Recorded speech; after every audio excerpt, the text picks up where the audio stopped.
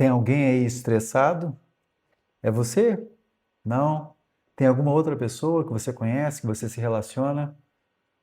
Bem-vindo ao programa Estar Bem, um programa que tem foco em prevenção e promoção da saúde mental. Conforme disse anteriormente, hoje nós vamos falar sobre estresse. Você acha que isso é coisa de hoje? Faz ideia quando foi publicado o primeiro artigo sobre esse tema? Por quem? Então, vamos falar sobre isso e muito mais no vídeo de hoje. Mas seria interessante talvez a gente falar, antes de tudo, o que é estresse? Antes da gente detalhar o que é importantíssimo em relação a esse tema, um pequeno dedo de história. O termo estresse ele foi cunhado, entre aspas, ele foi levantado por Hansali, um médico e pesquisador que nasceu na antiga Austro-Húngaro, Império Austro-Húngaro, e atual Eslováquia. E ele vai escrever um artigo em 1936 trazendo realmente esse tema e trabalhando com a síndrome da adaptação geral. E aí a gente começa a falar sobre estresse. Mas o que é estresse? Estresse nada mais é do que uma adaptação do organismo a determinadas circunstâncias novas que servem para a gente como desafio ou como uma situação ameaçadora. Então a gente vai ter um momento ali, um período de estresse. Apesar de Salles ter publicado esse artigo em 1936, o tema continua a ser estudado, óbvio. E mais modernamente, por volta de 2000, ele foi identificado como um fenômeno global, impactando diretamente a saúde mental nossa, da população e até certo ponto do planeta. Em 2019, ele foi incluído pela OMS da síndrome de burnout. É uma síndrome relacionada ao estresse, mas ligada diretamente ou inicialmente ao trabalho, apesar de terem outras áreas que esse estresse ou que esse burnout também pode se manifestar. Então a gente vai conversando e a gente vai falando sobre, conforme a gente viu esse moderno tema, esse importante tema, mas que também não é tão moderno assim, diríamos assim, né? Ele não começou agora, infelizmente. O estresse, de uma forma geral, a partir do momento que a gente sabe o que isso significa, a gente vê que ao longo da história, óbvio, as pessoas também se estressaram. Mas esse fenômeno de pressão no trabalho, em diferentes aspectos da vida, ele vai começar a partir, claro, por exemplo, da Revolução Industrial. Então, começaram as questões relacionadas à pressão, cobrança, prazos, etc. Bem, já vimos o que é estresse, que nada mais é do que uma resposta do organismo. Então, no primeiro momento, essa resposta não significa necessariamente que ela vai ser ruim, ela pode ser uma resposta boa. Você está motivado, tem um desafio novo, ok. O problema é quando isso passa a ser uma coisa contínua. E aí a gente diferencia esse estresse positivo, chamado por alguns de eu-estresse, tudo junto, eu-estresse, do estresse negativo, chamado de distresse. Também tudo junto, a palavra toda junta. Não é uma palavra que a gente usa, mas isso aqui, como a gente está trabalhando o tema, né, conversando sobre isso, eu estou trazendo isso. Mas necessariamente não tem assim uma coisa assim tão impactante relacionada a isso. O importante mesmo é o que a gente está vendo. E aí a gente começa a pensar quais são as principais causas do estresse. O primeiro é a questão do trabalho. Muitas vezes o trabalho ele vai trazer pressões, ele vai trazer a necessidade de você apresentar, ter um desempenho e muitas vezes, cada vez mais as pessoas precisam produzir mais. Eu costumo dizer que quanto mais tecnologia, mais trabalho, nada contra a tecnologia. A questão é que a tecnologia ela abre novas portas, digamos assim, que anteriormente não era possível. Então a pessoa vai acabar precisando fazer mais coisas, apesar da ajuda da tecnologia, do que ela fazia antes. Vamos nos lembrar aqui, quem tem aí acima dos 40, as filas dos bancos antigamente. Hoje já não tem mais isso, a gente paga tudo pelo aplicativo. É uma coisa cômoda? Com certeza é, mas é mais uma coisa que precisa ser feita. Enfim, o estresse a gente pode diferenciar em estresse agudo e estresse crônico. O agudo é uma situação pontual, específica. Você vai fazer uma entrevista de emprego, vai rolar um certo estresse, é absolutamente normal. Uma prova, ok. E o crônico, conforme o próprio nome diz, é uma coisa prolongada, é uma coisa continuada. E aí o Sally vai trabalhar com as três fases do estresse. Tem alguns pesquisadores depois que vão detalhar um pouquinho mais. Mas essas fases seria a fase da reação ou da alerta, a fase da resistência e a fase finalmente da exaustão. Então, na fase alerta, você está produzindo mais, você está mais motivado, ok. Na resistência você continua ali conseguindo produzir ou conseguindo fazer. Só que se isso não mudar, é óbvio que você vai chegar na fase da exaustão. E aí é que é o problema, diríamos assim. Depois de semanas ou meses vivenciando aquela mesma situação. Então, sinais psicológicos do estresse, a gente pode dizer irritabilidade, ansiedade, sensação de sobrecarga, por exemplo, impaciência, desânimo. São várias sensações e sinais, vários sinais de que realmente a pessoa está sob um efeito do estresse. Os efeitos cognitivos são, por exemplo, dificuldade de concentração, esquecimentos, pensamentos acelerados, preocupação excessiva, dificuldade de tomar decisões, ruminação, ou seja, a pessoa fica repetindo aquelas coisas ruins ou negativas. Então, esses são os sinais de cognitivos, diríamos assim, do estresse. Existem também, óbvio, sinais físicos, quando o corpo começa a apresentar sinais relacionados a essa fase que você está vivenciando, esse período, essa situação. Dor de cabeça, tensão muscular, dor no pescoço, nos ombros.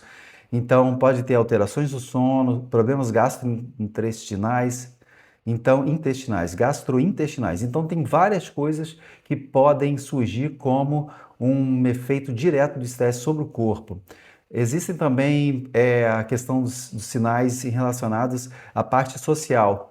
Isso pode levar você a ficar mais isolado, a ter explosões emocionais, coisas que anteriormente ou antigamente você não tinha, ter mais conflitos, tolerância zero, tudo isso como sinal ou como sinais de que realmente você está passando um período de estresse. Há uma relação, com certeza, entre estresse e ansiedade. Geralmente, o estresse está ligado a uma demanda mais específica e o problema da ansiedade é quando você começa a antecipar situações relacionadas ao futuro, quando você começa a sofrer preocupado com o que vai acontecer. Mas muitas vezes essas duas coisas acontecem juntas. Uma outra situação também que eu citei anteriormente é a questão do burnout. Então, a matéria-prima, diríamos assim, inicial do burnout é o estresse. Então, quando a pessoa ela vai vivenciando essa situação muito prolongada relacionada ao trabalho, ela vai vivenciar a síndrome de burnout, que tem esses sintomas todos que eu falei anteriormente. E é óbvio, novamente, em relação à questão do corpo, é que a saúde física, de alguma forma, também ela vai ficar comprometida em função dessa situação do estresse. Por exemplo, pode contribuir para problemas de hipertensão, de alterações imunológicas, por exemplo, dores crônicas, distúrbios do sono, problemas digestivos e agravamento de doenças já existentes. Então, o corpo ele vai, de alguma forma, sinalizar de que alguma coisa não está bem. Internamente, é claro, você também está sentindo, você também está sofrendo e você sabe que algo de errado está, mas é preciso buscar alguma coisa para mudar. E aí a gente começa a pensar, antes disso, sobre os fatores de risco. Quais são os fatores de risco? Muita pressão social, uma baixa autoestima, por quê? Ou uma autoestima diminuída. Muitas vezes a pessoa acha que ela tem que é, corresponder àquele padrão, àqueles ideais dos outros, porque ela ainda não sabe do valor, da importância dela.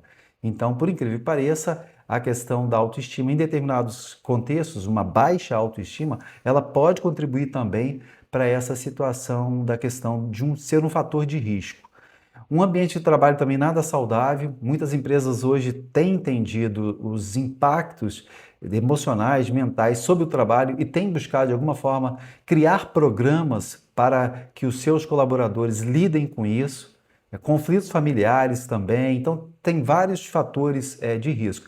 Existem também alguns fatores de proteção que a gente precisa citar, por exemplo, uma rede de apoio, a pessoa sabe que ela tem amigos, que ela pode se abrir, que ela pode falar, que ela pode dialogar, que ela pode partilhar ou compartilhar o que está acontecendo com ela. Atividade física, nós temos falado várias vezes isso, inclusive temos um vídeo específico só falando dos benefícios em termos de saúde mental da atividade física, então isso também é um fator de proteção. Uma alimentação equilibrada, sono também adequado, horas de lazer, a questão da espiritualidade também, a busca pelo divino, pelo superior, isso também serve perfeitamente como um fator de proteção. E para quem está fazendo também a psicoterapia, porque se a pessoa está em psicoterapia com um psicólogo e ela começa a vivenciar alguma situação dessa, ela pode perfeitamente, claro, levar para a sessão ou para sessões e o terapeuta, o psicólogo ajudá-la a trabalhar com isso, né? Mas a gente pode, e na verdade deve pensar também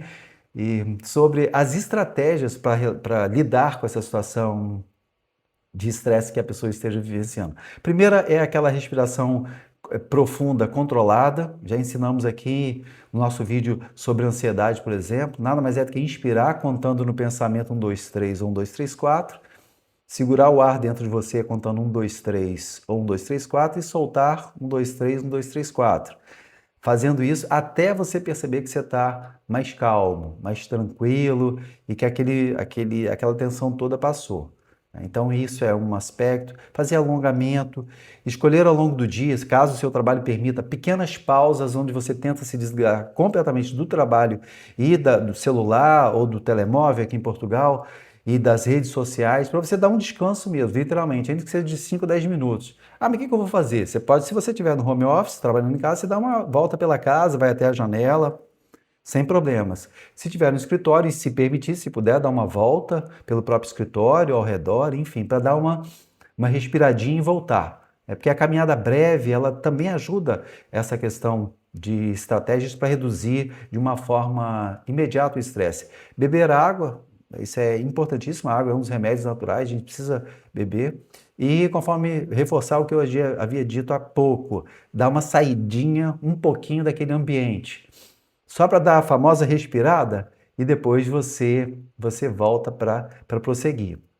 A longo prazo, você precisa planejar os seus dias, as suas atividades, seus objetivos. Essa questão do gerenciamento do tempo e do planejamento ou planeamento aqui em Portugal, isso é importantíssimo, porque aí você já sabe o que você vai fazer, você deve se preparar para esse sentido.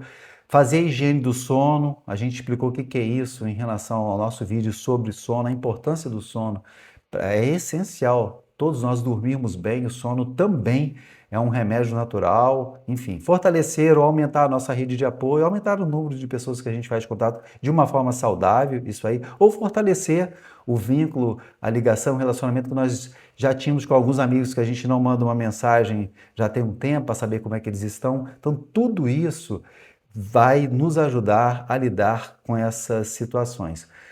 Você deve também trabalhar novamente, eu gostaria de enfatizar o que eu havia dito anteriormente, em relação à sua autoestima. Pensamento do tipo, eu tenho que dar conta, não, eu tenho que conseguir. Essas coisas todas, elas precisam muitas vezes ser repensadas, porque muitas vezes não dá. Você deve partilhar ou compartilhar o seu desejo de que aquilo realmente você consiga fazer, mas se você está identificando que você não vai conseguir, você deve comunicar. Se você tiver algum superior, algum chefe, algum coordenador, alguém, supervisor, etc., você deve comunicar isso para pedir um pouco mais de tempo para fazer com que aquela situação ela seja vivenciada de uma forma melhor por você. A questão do estresse no trabalho, a gente vai conversar em algum outro vídeo especificamente sobre isso.